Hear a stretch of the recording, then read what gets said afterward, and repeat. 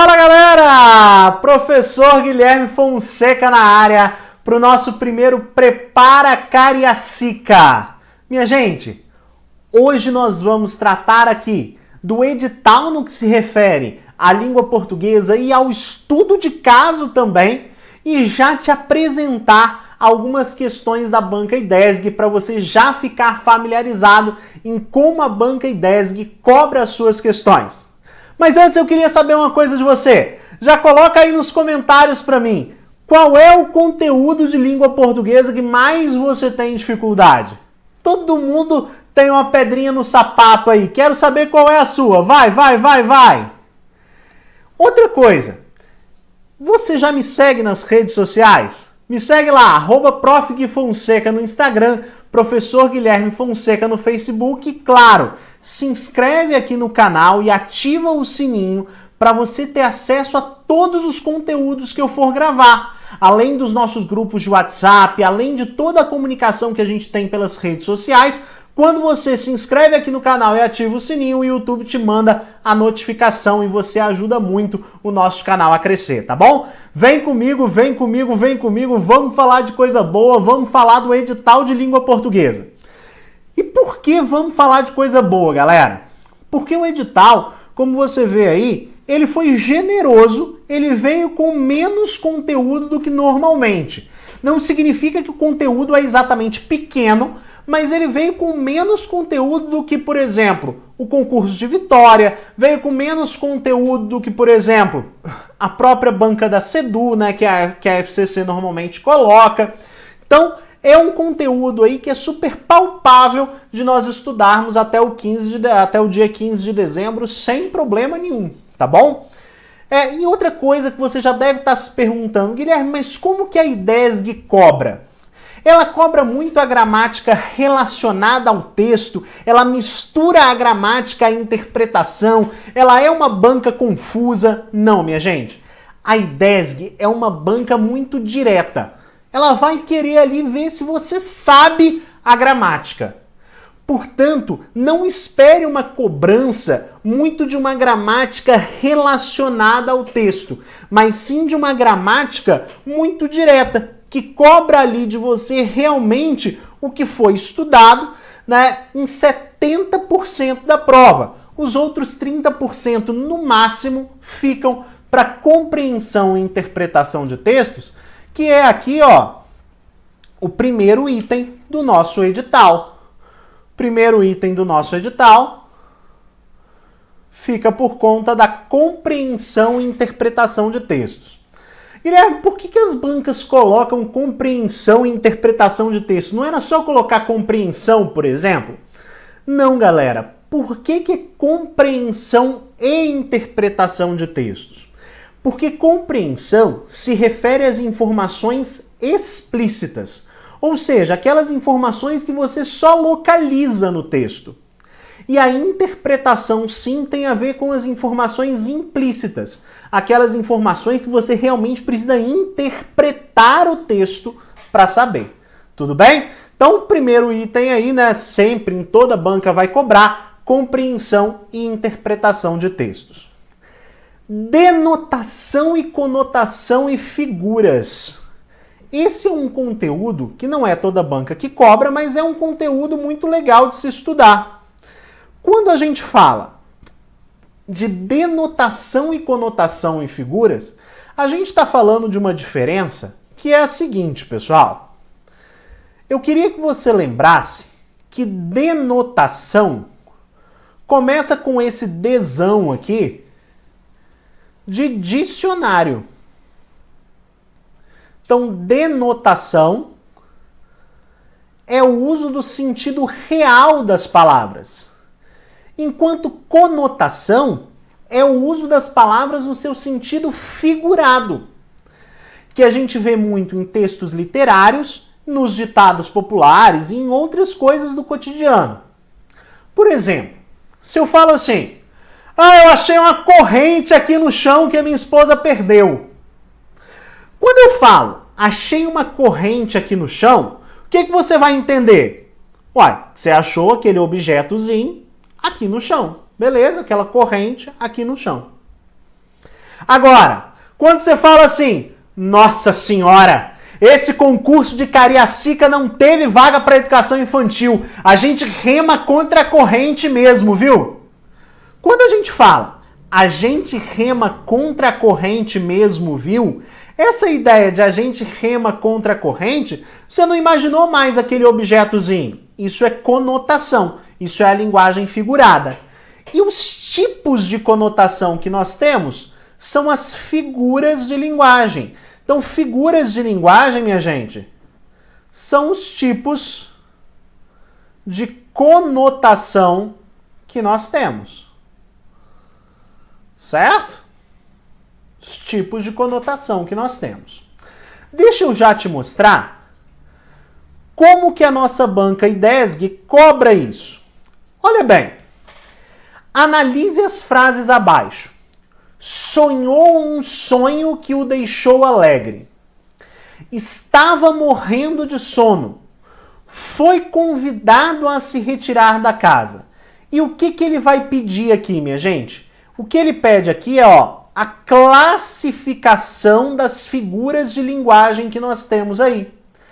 Qual é a classificação que nós temos de cada frase em relação à conotação, em relação às figuras de linguagem? Repare, pessoal. Repare nessa construção aqui primeira. Sonhou um sonho. Minha gente, quando eu falo sonhou um sonho, a primeira coisa que isso tem que te despertar é que isso é óbvio. É claro que você sonhou um sonho. Você vai sonhar o quê? Você vai sonhar uma outra coisa que não seja um sonho? Ah, Guilherme, mas eu posso sonhar um pesadelo. Sim, mas cuidado, pesadelo é um tipo de sonho. Você só tem como sonhar um sonho. É igual quando eu falo assim, beijar um beijo. Como é que você vai beijar outra coisa se não for um beijo? Então, minha gente, isso é um pleonasmo. Do mesmo jeito que quando a gente fala assim, subiu para cima, desceu para baixo, isso é um pleonasmo.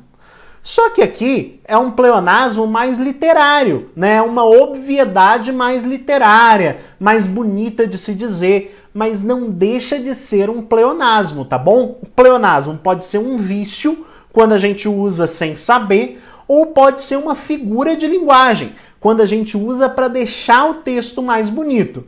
Sempre que você vir esse tipo de construção, fica atento que isso é um pleonasmo. Pleonasmo. Ok? Estava morrendo de sono.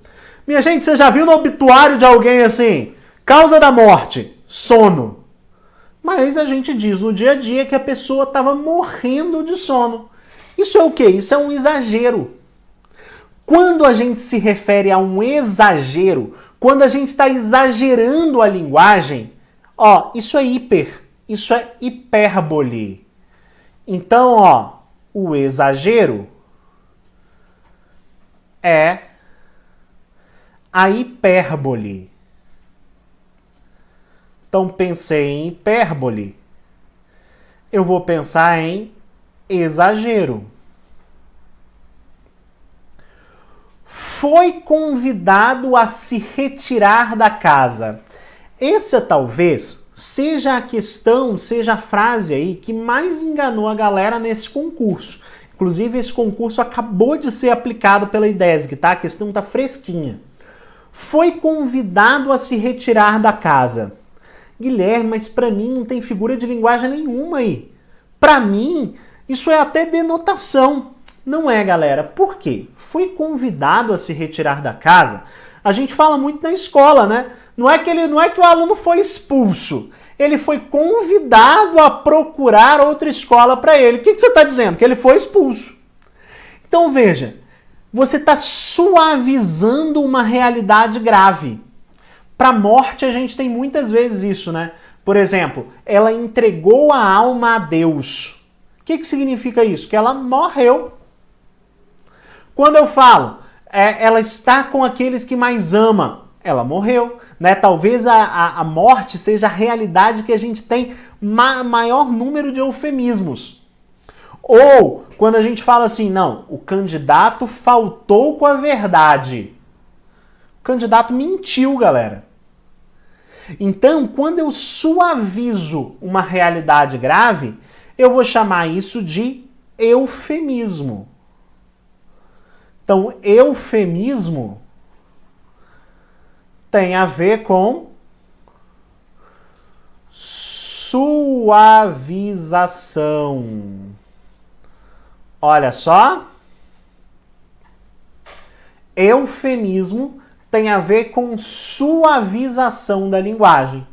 Então nós temos ali, na primeira frase, um pleonasmo, que é uma obviedade, estava morrendo de sono, que é um exagero, portanto uma hipérbole, foi convidado a se retirar da casa, que é uma suavização, portanto um eufemismo.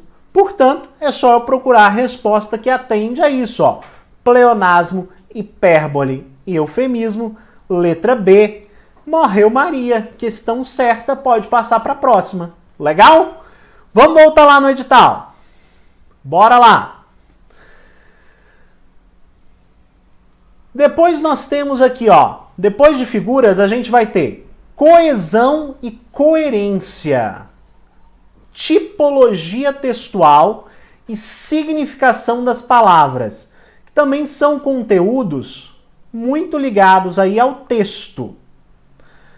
Galera, o que você tem que prestar muita atenção aqui em coesão e coerência? Qual tipo de questão que a IDESG mais vai cobrar aqui quando ela fala nisso?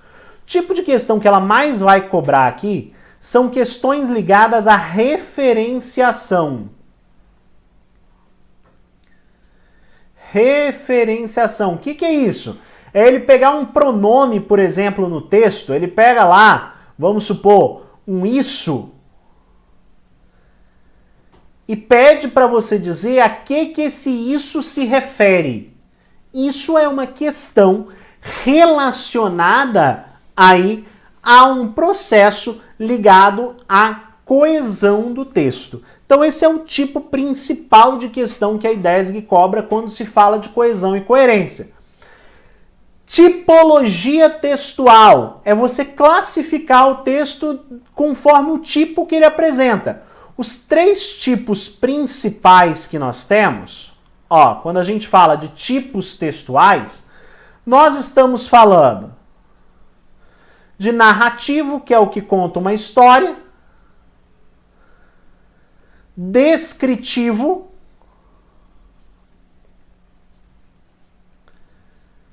que conta como é um objeto, uma pessoa, né? O objetivo dele é contar como é, e dissertativo, que defende uma ideia ou explica um assunto. Esses são os três tipos principais. Tem ainda o injuntivo e o dialogal, mas os três que mais aparecem são esses.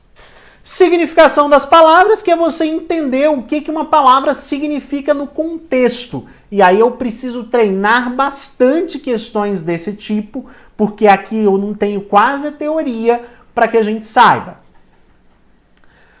Outro assunto que esse sempre aparece em qualquer edital é a ideia do emprego das classes de palavras.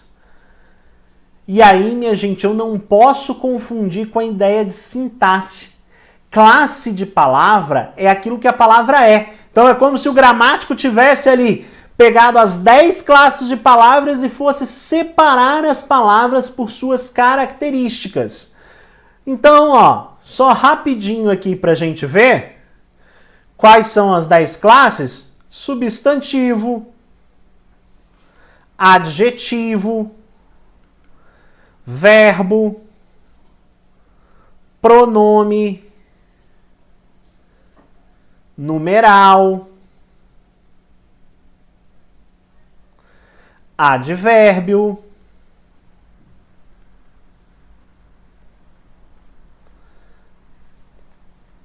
preposição, conjunção, interjeição e artigo. Essas são as 10 classes de palavras que nós temos, tá bom? Vamos ver como que a banca pode cobrar isso? Muitas vezes a banca quer saber de você ali se você conhece, se você está familiarizado com as classes de palavras em si. E repare aqui que nessa questão ele vai cobrar muito a ideia de substantivo, adjetivo e verbo. E aí, minha gente, olha só, não vou ler o texto todo aqui com você, mas veja, ele dá esse fragmento aqui de texto só para essa questão. Já queria sinalizar isso com você, que isso a banca faz demais. E aí, minha gente, Guilherme, se a banca cobra só gramática, a banca quer só uma crase ali que está no meio do parágrafo, eu preciso ler o texto inteiro? Não, nesse caso não. Eu só preciso usar as técnicas de compreensão e interpretação de texto se realmente, claro, aquilo vai ser importante em algum momento, tá bom? O que ele pede aqui? Ele pede que a gente, identifique as classes de palavra dos vocábulos em destaque. Quais são as classes de palavras que nós temos aqui, galera? Ele coloca, Baker é vendedor de correias transportadoras industriais. Aqui você tem que ter cuidado, porque parece uma questão fácil, né? Identificar o substantivo e o adjetivo, e talvez o verbo aí que tenha. Mas, galera, essa questão pode te pegar. Rapidinho aqui, só para a gente colocar no nosso rascunho aqui. Substantivo é a classe dos nomes. Substantivo é aquilo que dá nome a alguma coisa. Então, ele vai estar do lado, ele vai estar acompanhado pelo artigo, né? Pelo o, pelo a. Pode ser por um numeral, pode ser por um pronome, né? O este, por exemplo, o essa, né? Ou então o seu, o meu. Então, o substantivo é aquilo que dá nome a qualquer coisa. O adjetivo é a classe das características. Características. É aquilo que qualifica. É aquilo que qualifica quem? O substantivo. Portanto, minha gente, todo adjetivo vai ter um substantivo para ele se referir. O adjetivo, inclusive, concorda com o substantivo. Tá bom? E o verbo, Guilherme? Guilherme, verbo é fácil, o verbo é uma ação. E aí teve uma pessoa numa prova que classificou a palavra construção como verbo. Ué, Guilherme, você falou que verbo era uma ação, eu fui lá, construção. Construção é uma ação, mas cuidado, construção é um nome de uma ação. Construção é um substantivo, tudo bem? Como que a gente pode imaginar o verbo, então, para ficar fácil? Verbo é a única palavra da língua que varia em tempo. Então, se variou em tempo, é verbo. Né? Se eu posso ter um presente, um passado e um futuro para aquela palavra, é verbo. Agora, vamos analisar ali. Correias transportadoras industriais. Repare, galera, como nesse tipo de questão você não pode tirar totalmente do contexto. Porque às vezes você olha ali para transportadoras e fala assim, transportadoras é um nome, você já imagina uma empresa que transporta alguma coisa. Mas olha o que acontece aqui. A palavra transportadoras concorda com a palavra correias. E são correias transportadoras. Repare, o nome transportadoras está caracterizando qual é o tipo de correia que esse cara aqui vende, que esse Baker vende. Baker é vendedor de correias transportadoras industriais. Então, transportadoras, galera, é um adjetivo. Industriais também, ó, porque industriais também está caracterizando as correias. Está restringindo qual tipo de correia que é. Observe, poderiam ser correias residenciais, mas não são. Elas são industriais. Então, isso aqui é um adjetivo também.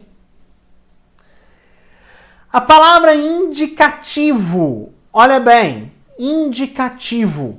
Guilherme, indicativo para mim tem cara de adjetivo. Cuidado! Se para você é um adjetivo, qual substantivo que ele está caracterizando? Ué, não tem. Então isso é um forte indicativo de que não é, né, um forte indicativo, olha aí o trocadilho, é um forte indicativo de que não é um adjetivo.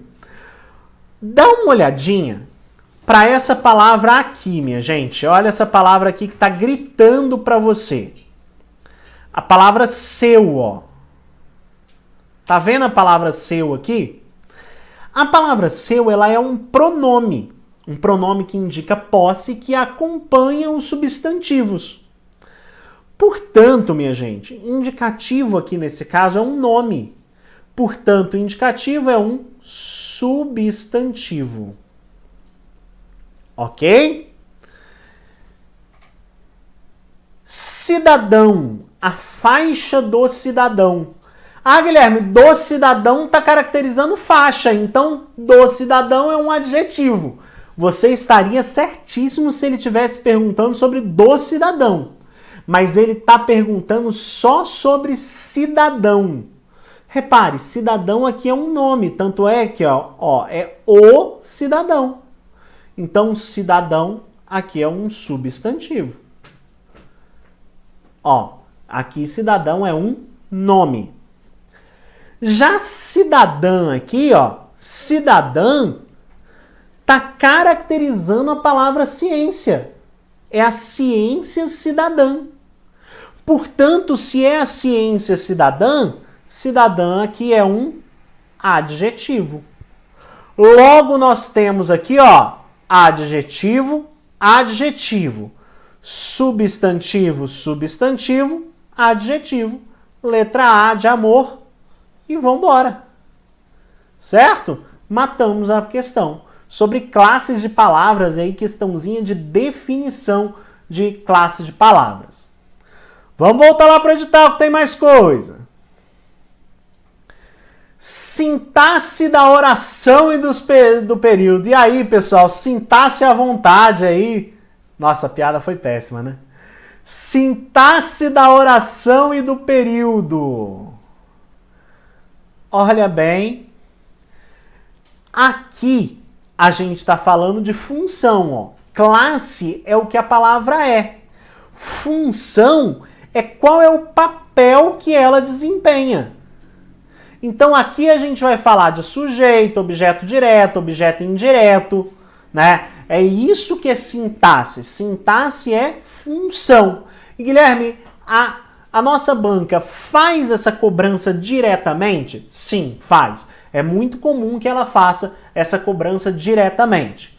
Depois vem alguns temas importantes que dependem muito aqui da sintaxe, tá, pessoal? Dependem muito da sintaxe. Pontuação. E aí, claro, o principal é o uso da vírgula. Concordância verbal e nominal. Regência verbal e nominal. Crase.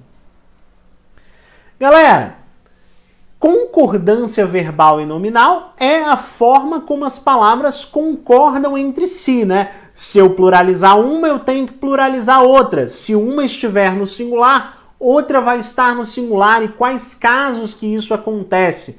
O foco aqui está em concordância verbal, sobretudo nos casos de sujeito indeterminado e oração sem sujeito, que a IDESG cobra demais. Regência verbal e nominal é você saber em quais casos você coloca a preposição ou não coloca. Esse é o estudo da regência, do qual vai depender muito o estudo da crase, né, que é o nosso ali acento grave, o nosso acento indicativo de crase, que você coloca quando você tem dois As juntos. Vamos ver uma questão sobre essa parte da matéria? Olha só.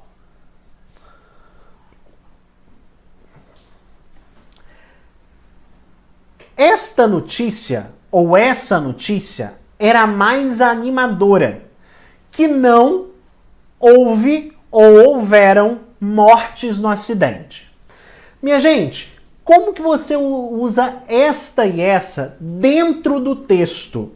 E aqui, esquece uma coisa, por enquanto aqui, é claro que pode ser que apareça em algum lugar, mas a cobrança que mais se faz de esta e essa é o uso textual. E aí a gente fica pensando na noção de lugar. Ah, Guilherme, esta é aquilo que está mais próximo, então se a notícia está perto de mim, calma. No texto, minha gente, no decorrer do texto, e isso serve até para o seu estudo de caso, como que a gente vai usar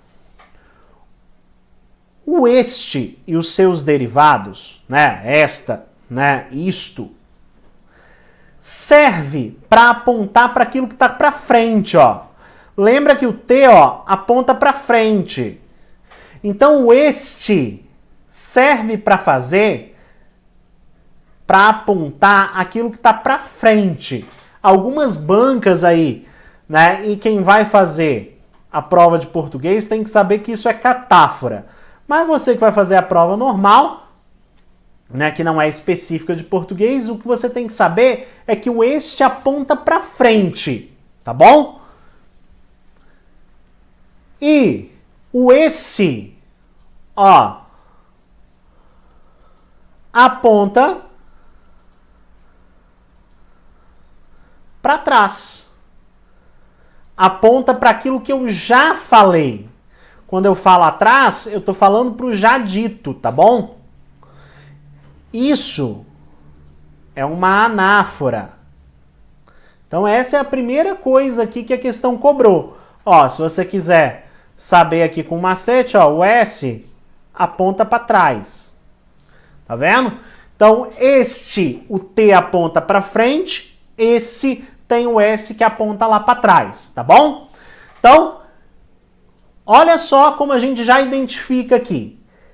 Tá vendo que a notícia animadora, ela está depois do pronome, ó? Ela está depois do este ou do esse? Então, se ela está depois, ó, o pronome está apontando para frente. Então, é esta notícia. Esta notícia era mais animadora. Que não houve mortes no acidente ou que não houveram mortes. Cuidado aqui, minha gente. Muito, muito, muito cuidado. Por quê? Quando a gente fala de houve ou houveram, às vezes você pensa assim, ó. Ah, Guilherme, é mortes, então tem que ser houveram. Só que aqui eu vou te dar uma dica, hein, para você saber sempre. Haver, no sentido de existir, que é a maioria dos casos, né, pessoal?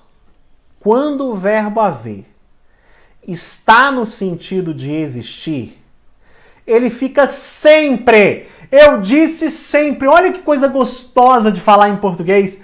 O haver no sentido de existir fica sempre no singular. Sempre no singular. Portanto, eu preciso cortar esse houveram aqui. Logo, pessoal, eu já tenho a resposta, ó. Esta e houve. Então a frase fica: esta notícia era mais animadora, que não houve mortes no acidente. Letra C de sapo cururu na beira do rio. Quando o sapo pula é porque tá com frio. Legal? Vamos voltar para o nosso edital terminando aqui. Além disso que a gente viu, nós temos ainda a parte de ortografia, que é a forma correta de se escrever as palavras. Guilherme, eu não vi acentuação aí. De fato, pessoal, a maioria dos editais costuma especificar. Mas a acentuação está dentro de ortografia, então a gente tem que estudar, pode ser cobrado, tá bom?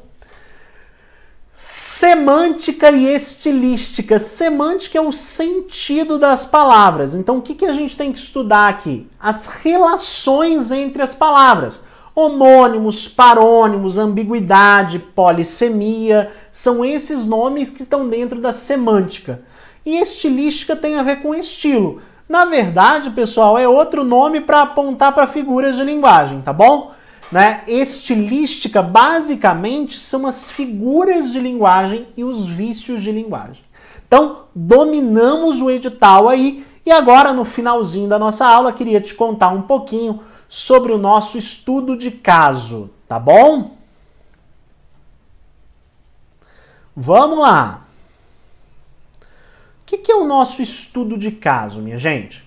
A prova discursiva, ele fala aqui, no item lá 13 do edital, ele fala que a nossa prova discursiva será um estudo de caso. O que significa isso? Significa que a prova vai te dar um problema para você resolver. Estudo de caso, via de regra, é um problema. Então, por exemplo, para você que vai fazer aí discursiva relacionada aos conhecimentos pedagógicos, né? Você pode ter lá problema de indisciplina em sala de aula. Como que você resolveria à luz das teorias da educação? E aí você precisa argumentar sobre isso, tá bom? Conhecimentos específicos. Olha só, outra palavra-chave aqui do nosso edital. A banca vai cobrar um conteúdo relacionado ao seu edital de conhecimentos específicos. Então, por exemplo, suponha que você vai fazer lá para geografia a prova. A questão de estudo de caso, você vai precisar usar o que está lá nos conhecimentos específicos de geografia. Letras, os conhecimentos específicos de letras. Pedagogia, os conhecimentos específicos de pedagogia, seja séries iniciais, seja ali educação especial, tá bom? Então, conhecimentos específicos é o que vai cair nessa prova discursiva de estudo de caso. Conforme, né, o programa do edital e tudo mais. Consistirá em uma questão porque é uma redação só. Guilherme, de quantas linhas? A redação, ele vai falar que lá é de 20 linhas. É de 20 linhas. Isso é uma coisa interessante. Guilherme, como que eu estruturo? Minha gente, basicamente tem dois modos. Se ele te der apenas um tema, é tranquilo, né? Vamos supor que ele te dá ali um tema e você tem que discorrer sobre ele, como eu falei rapidamente aqui, sobre a indisciplina em sala de aula. Você faz como uma redação normal. Apresenta o caso concreto, a diferença aqui é que você pode se referir ao enunciado, tá? Por isso que ele chama de prova discursiva, não é prova de redação, né? Você pode se referir ao enunciado, né? Então ali no primeiro parágrafo, você traz um resumo do caso, já com a sua opinião central sobre o assunto, já com o que você vai fazer para resolver. Você desenvolve, argumenta e conclui. Ou então, pode ser que a banca te dê tópicos, né? Por exemplo, a CEDU, ela dá um monte de tópicos. E aí você vai fazer um resumo do caso e vai responder tópico por tópico, tá bom? Não é que sua resposta vai ser em tópicos, tá, pessoal? Cada parágrafo seu vai ser o desenvolvimento ali de um tópico que a banca pedir. E no final, se o número de linhas der, você ainda faz uma conclusão para o seu estudo de caso, fica show de bola. Beleza? Critérios. Pontuação máxima aí de 20 pontos, né? 13 pontos. Ó, de 0 a 13 pontos. Aspectos de conhecimentos técnicos. Compreensão da proposta, habilidade argumentativa, seleção e organização de argumentos, demonstração de conhecimento teórico e prático a respeito do assunto abordado pela questão, demonstrando domínio técnico e científico. Então, basicamente aqui, o que ele vai cobrar é a ideia do conteúdo. Olha só. Conteúdo. Então, 13 pontos dos 20 da sua redação são para o conteúdo dela. E os outros 7 pontos, Guilherme? Aí os outros 7 pontos, aspectos formais. O que significa aspectos formais? Significa, norma padrão, coesão e coerência do texto. Então eu preciso demonstrar domínio da norma padrão da língua e não apresentar erros de qualquer ordem no texto. Aqui eles citam todos os erros possíveis. E claro, eu preciso ter clareza e organização no meu texto. Como que ele vai avaliar? É interessante aqui que ele já traz um eixo de avaliação. É de 0 a 7 pontos, mas vai ser descontado 0,25 por erro. Então, cada vírgula que você erra, cada crase que você bota no lugar que não devia, cada regência que você erra, ele vai te descontando 0,25 por erro. Então, 13 pontos são para o conteúdo, 7 pontos para a forma do meu texto, né? São os aspectos formais do meu texto. Então, fica aí nessa ambivalência de norma e conteúdo. E você sabe, minha gente, né, que a redação é o seu diferencial na colocação. É muitas vezes a diferença ali entre ser chamado ou não. E Guilherme, como que eu faço? Treina, minha gente. Eu vou proporcionar oportunidades de treino para você. A gente vai conversar mais sobre o estudo de caso, mas a grande chave aqui é o treino. A grande chance aqui que nós temos é você treinar. Ah, Guilherme, se eu estiver voando, lendo o conteúdo, se eu estiver sabendo todo o conteúdo, quer dizer que eu vá bem? Não, minha gente, eu preciso treinar a expressão. Então, o que eu te convido a fazer? Faz uma por semana. Começa a fazer, se você não tem prática, de temas mais fáceis. Já fica esse desafio aí para você. Faz 20 linhas sobre como controlar indisciplina em sala de aula, por exemplo. Ou, quem é das matérias específicas, faz sobre a BNCC. Faz ali, uma turma está tendo um problema de aprendizagem e como que você resolveria isso, à luz aí da BNCC, por exemplo. Faz, minha gente. Faz essas 20 linhas para você ir treinando. Nós temos 9 semanas ainda até o concurso. Se você fizer uma por semana, você faz 9 redações. Olha que bom! E aí você arrebenta. E aí você vai arrebentar. E eu tenho certeza. E eu só quero terminar a aula dizendo isso aqui, Vejo você na posse. Eu tenho certeza que vai dar tudo certo. Estamos juntos aí. Ah, Guilherme, mas são poucas vagas. Sim, mas você precisa de uma só. Você não precisa de mais que uma. Tá bom? Vem comigo que vai dar tudo certo. Se você ainda não está nos nossos grupos de WhatsApp, os links estão aqui na descrição do vídeo. Se você ainda não se inscreveu no canal, se inscreva. Me siga nas redes sociais. Ah, Guilherme, eu tive uma dúvida. Eu posso entrar em contato com você pelo WhatsApp, pelo Instagram? Pode, fica à vontade. Eu pego na sua mão até você passar. Beijo pra você, até a próxima. Valeu, galera, até mais!